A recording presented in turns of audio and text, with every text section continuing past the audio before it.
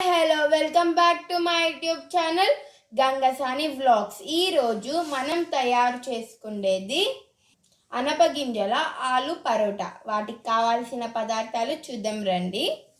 First ఒక bowl తీసుకొని అందులో ఉడకపెట్టిన అనపగింజలు వేస్తున్నాం. ఇవి విత్తనాలుగా ఉంటాయి కదా, విత్తనాలుగా ఇవి కొంచెం మెత్తగా చేసుకుందాం.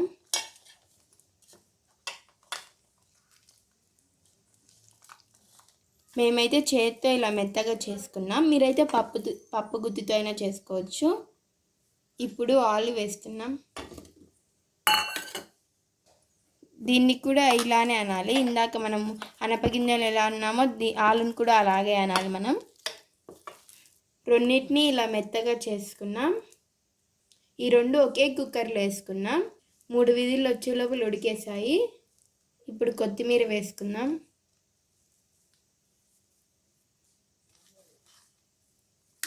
కొద్దిగా పుదీనా వేస్తున్నాం. ఇందులో సన్నగా తరిగి పెట్టుకున్న 2 ఆనియన్స్ వేస్తున్నాం. కొద్దిగా గరం మసాలా వేస్తున్నాం. ఇందులో 2 టేబుల్ స్పూన్ కారం పొడి వేసుకుంటున్నాం. ఆలులో ముందే వేసుకున్నాం సాల్ట్. మనకి ఇప్పుడు రుచికి సరిపడినంత సాల్ట్ వేసుకుందాం. చూసి వేసుకోండి, మళ్ళీ సాల్ట్ ఎక్కువ అవుతుంది. ఇవన్నీ బాగా మిక్స్ చేసుకుందాం.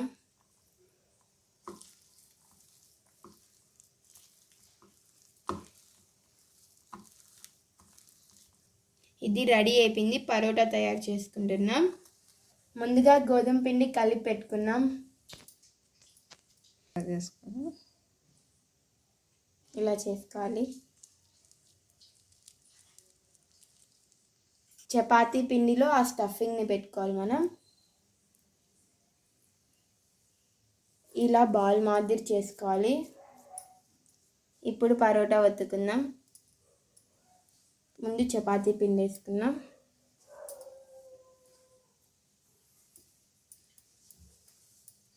పరోటా చేసుకుంటున్నాం.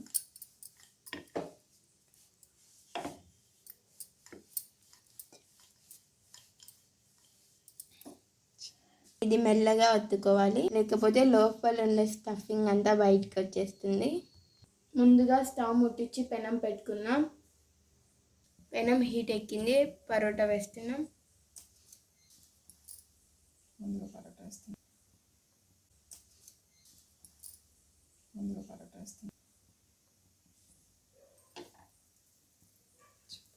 పరోటా వేసాం.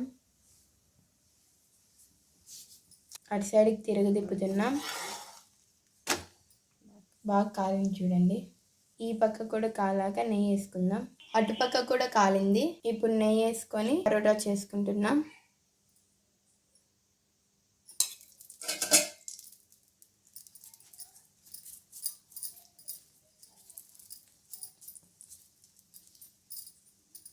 అటుపక్క కూడా వేసుకున్నాం నెయ్యి.